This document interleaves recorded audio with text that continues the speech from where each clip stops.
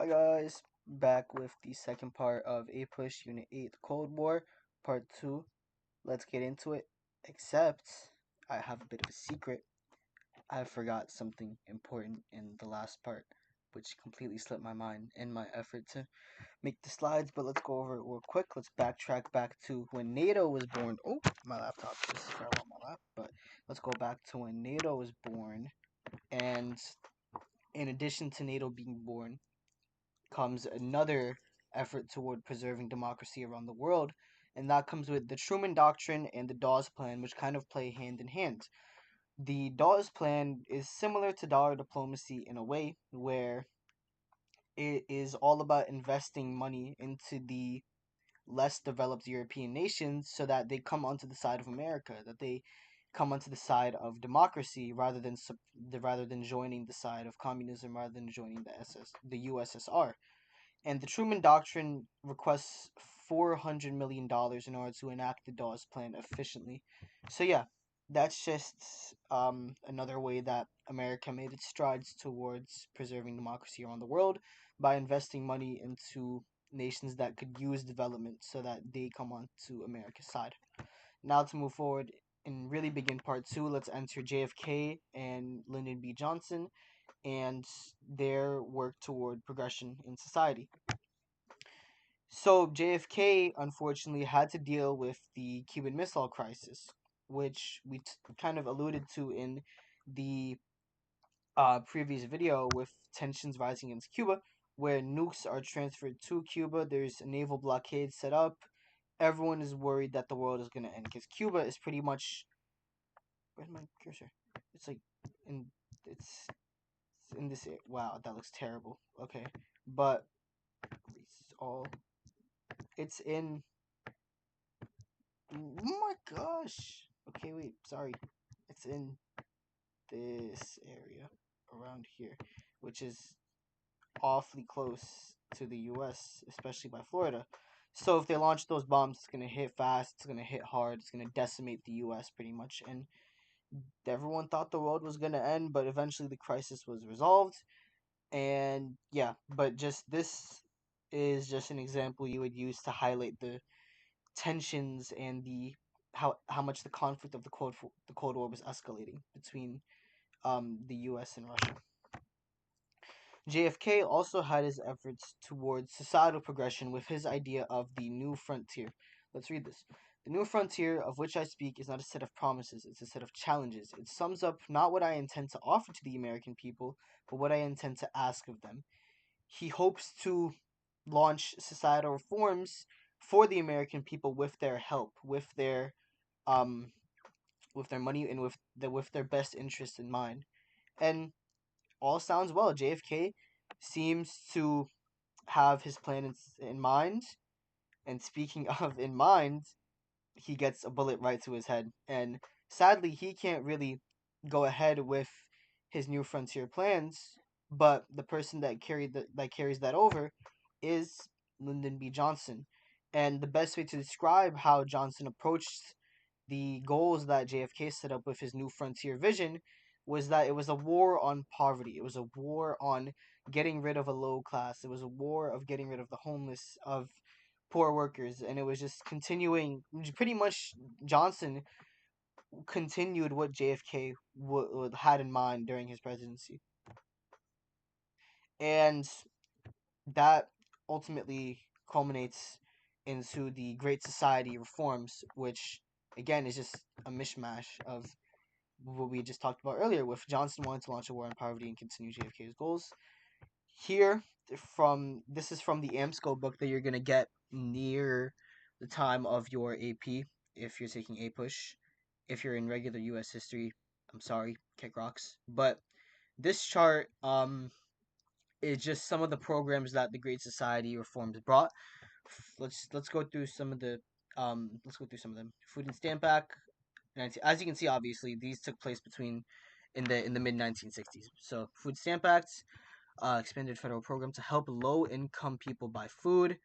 The two most important ones here are Medicare and Medicaid, still present to this day. Health insurance to all people, to the elderly. Funds to states to pay for medical care for the poor and disabled. Elementary and Secondary Education Acts, federal funds. You get the idea. But Immigration Act as well. Abolish discriminatory quotas. So, oh, this is actually a good connection that I just realized. So, Immigration Act that immediately gets rid of the previously established quota set that was set up during the Industrial Revolution around then with Chinese immigration. So yeah, good connection that you could make. Moving forward. So, um, yeah, I should have added an animation here, but yeah, pretty much the Great Society reforms are kind of similar to the New Deal in the sense that instead of being a economic reform like the New Deal was, the Great Society could be seen as these a societal reform of like that like mimics the New Deal in a way. I actually my AP DBQ, like the DBQ I had for my AP also kind of had something like this, I believe, at least with the New Deal and going into this time period. So yes, that's something just to take note of, that the Great Society is kind of like the social reform version of the New Deal. Moving on to the third phase of conflict in the Cold War, we move on to the big conflict, Vietnam. Oh, Vietnam. And we have Ho Chi Minh versus, I'm not gonna try and pronounce that. I'm sorry. I really don't want to butcher that pronunciation. I'm just gonna call him NDD if he ever comes up again. But Ho Chi Minh versus NDD. Um, Ho Chi Minh inevitably seizes power, which we established in the last video. And Vietnam is now a communist nation. And that kicks off the Vietnam War, which took place between 1963 and 1973. As you may take note, this is very, very long in terms of a war. This is 10 whole years of actual conflicts. Also, Vietnam, many will contend that Vietnam started earlier, because in my opinion it does, but this is just the years that that like the conflict really was there and that we were pouring in our resources to the war effort. So it's 10 years and beyond in terms of the resources that we put in, the troops that we sent in, and that just goes to show how, spoiler alert, our inevitable loss in Vietnam was so devastating to America, because that was the first war we actually lost. And generally, just like how long this again just shows how long the Cold War was. This is only a fraction of the war, yet we're in Vietnam for so long. But I'm yapping. Let's move forward. Vietnam was seen as a war of attrition, so a war of absolute destruction. There are a lot of more graphic images that if you're taking APUSH you will see, but this, like, children were being gassed, like cities were being set on fire. This again just goes to show the how brinkmanship, that idea of brinkmanship, was really being pushed, because we really are pushing like the war to the most. Like, we're decimating all of Vietnam pretty much just so we can flush out communism. Again, showing the extent toward the tensions that this war is going to. The Viet Cong were the military force that fought against the U.S. troops and the uh, Southern Vietnamese troops that worked alongside American troops. They, although not as technologically advanced, had a home turf advantage. And really, this home turf advantage made all the difference, because they were able to set up traps, they were able to disguise themselves, they were able to get the advantage on a lot of American troops. And that was a major reason as to why Vietnam won the war. The Gulf of Tonkin conflict and resolution, details don't necessarily matter. All you really need to know, this was the conflict that kicked off the Vietnam conflict, the Vietnam War. And if you ever need to really have an outside information point for the Vietnam War, this is what I would recommend you put. Now we move on to the presidency of Richard Nixon and his right hand man in international affairs, Kissinger. I'm sorry. I love this image because obviously, but Nixon hoped to achieve a sense of multipolarity among the world. Like, multipolarity is kind of just building towards this idea of international peace and interconnectedness among the worlds. And he made these efforts in stride with the Nixon Doctrine, and he was also, again, not just like, despite the fact he wanted multipolarity, he was still pushing toward ending the expansion of communism in America through his motto toward international affairs: peace without honor. And Let's just look at this document. So this just shows how Nixon was willing to have this communication with other nations despite their communist affiliation. Here we see Nixon having a romantic night with China, with Kissinger in the background. Yeah, he's dancing with China. He's trying to mend a relation. He's trying to mend relations. He's trying to achieve an internet. He's trying to push forward internet. This yeah, a bunch of societal changes under Nixon during this time period. Not a lot of it is super duper important, but still worth to mention. LGBTQIA plus movements. We have the "Don't Ask, Don't Tell" policy enforced in the military, where during this time homosexuality was kind of not the well, really wasn't the norm, and was kind of looked poorly upon, and be like knowing that someone was a homosexual just wasn't a good look during this time period, to put it very lightly. And so the military enforced a "don't ask, don't tell" policy, where no official will ask if you're homosexual or not, and you don't need to tell if you're homosexual or not. And it was kind of heavily forced that you weren't supposed to tell at all if you were homosexual or not, just to avoid internal conflicts. The Stonewall riot on the riots, excuse me, on the other hand, was not. It was on the other end where it was pushing forward the movement for homosexuals, where there was just a huge riot that drew attention to the movement and efforts towards reducing the negative stigma surrounding uh the LGBTQIA plus movement and that community. Moving forward towards counterculture, counterculture pretty much just is this.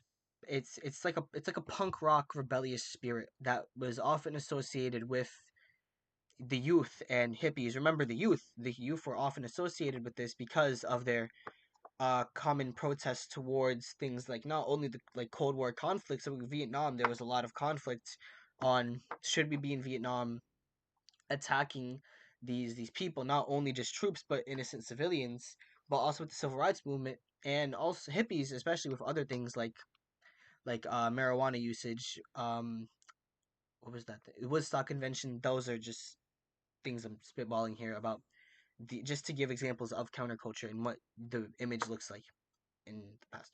Native Americans, there was a focus on kind of eradicating tribal societies among America and was striving towards full integration into American society. And sadly, it was really like it did like go forward. There wasn't really much contention that was put up, and it just kind of happened. Latin Americans, like I had mentioned earlier, in the Sunbelt states, there was large Latin American activism in those states, large scale immigration, and there was a sense of uh, what's the nationalism among Latin Americans, despite their kind of their relatively small numbers in the American population during this time. But as they grew, so did Chicano activism. I'm very sorry if I butchered that pronunciation. That was probably bad, but yeah, that kind of served as Latin American nationalism present within Latin American immigrants in America. Cesar Chavez led labor union revolts toward poor working conditions in the Sunbelt states and in industrial areas in the Sunbelt states. And again, he also pushed forward that Chicano activism present within Latin American immigrants. Environmentalism. So Rachel Carson tackles issues with pesticides and DDT and how dangerous that can be for plants generally, and she tackled all this in her writing of Silent Spring. So with any of these, you may not necessarily see a question focusing on like the topic, like something something something effective counterculture, something effective environmentalism. Like you may see something that like asks like how would the sentiment proposed in this document contribute to larger societal changes during this time period, something like that. I'll try and fit in a question because I'm gonna post a super duper duper long video with a whole bunch of questions that I'll make up, and I'll try and include something like that. But yeah, that's many societal changes under Nixon. One second, please. Sorry, I was drinking my dragon fruit vitamin water. But also during this time period, we have the establishment of the new left, quote unquote, which is just a reshaping of the demographic for left politics. And now it's characterized by young Americans who are focused on liberation and expression and civil rights and liberty, pretty like liberties, and that is completely shown in the free speech movement, which is what it sounds, an effort toward free speech among all. So yeah, just another example if you need to go into detail about the New Left. Also, during this time period, we have the development of OPEC, the Organization of Petroleum Exporting Countries. The U.S. begins to set their sights on lesser developed countries that have a whole lot of oil, and so in order to manage that, they develop OPEC, and conflicts over oil are very present from this point out. But here we also have issues where some nations are unwilling to sell to, I believe, Israel, and that in and of itself sets up conflict, especially conflict between Egypt and Israel that will continue for years to come until the Carter presidency. Then it'll be resolved. But yeah, just note that OPEC is established here in the late 60s, early 70s ish era. Search that up, not entirely sure. But this is where kind of oil escapades launch. And although it may seem the economy is doing good, we have a mix of economic stagnation and inflation, which sounds like the nastiest combo ever known to man and combines to become stagflation. And stagflation is going to be very hard to counter. That's not yet countered now until the Reagan presidency, which we will cover in Unit 9. But stagflation is on the rise. And now I just want to circle back to the Nixon presidency and what most of you probably know him for, which is the Watergate scandal, where five officials under Nixon are caught spying into the opposite party's meeting illegally, and they are caught, and everything is rooted back to Nixon sending them, and so all the blame is pinned on him. The whole scandal makes people lose faith and trust in not only Nixon but any future president, because how can they trust someone who would have intentionally done such a scandalous act? And Nixon tries to save himself with his very infamous line, "I am not a crook."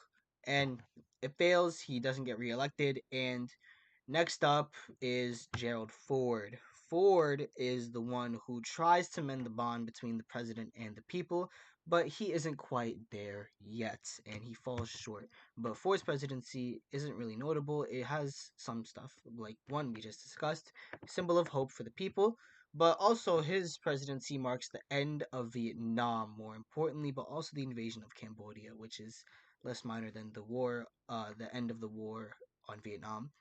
And like I mentioned earlier, the loss at Vietnam was devastating to the American people because we were forced to draw back all of our efforts, all the resources we poured in, all the men that died in Vietnam pretty much died for nothing in the eyes of many because we lost the war and we lost it to a nation that here, let's look at the cartoon on the next slide.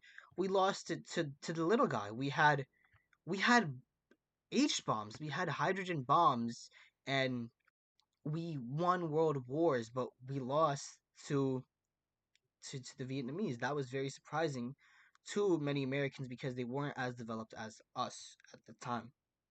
But yeah, we lost Vietnam. Morale is down. And then we move into Jimmy Carter. May his soul rest in peace. And Carter's presidency is a lot more packed than Ford's presidency, but the first thing that you need to know about Carter is the Camp David Accords.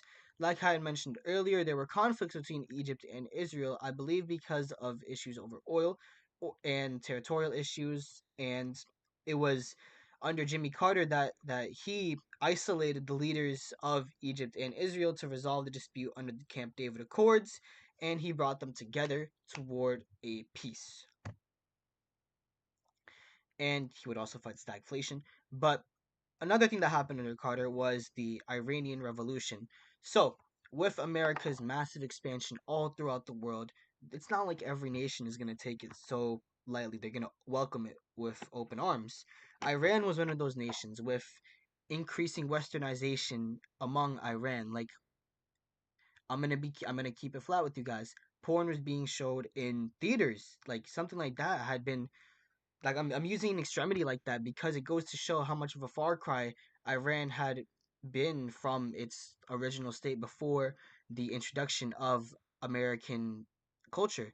And that kind of launches the Iranian Revolution, where the Shah Ayatollah Khomeini launches the revolution in hopes of restoring proper Iranian culture and kind of booting out Western influence. And in the process, the Iranian hostage crisis occurs, where people in the U.S. embassy in Iran are held hostage for over a year.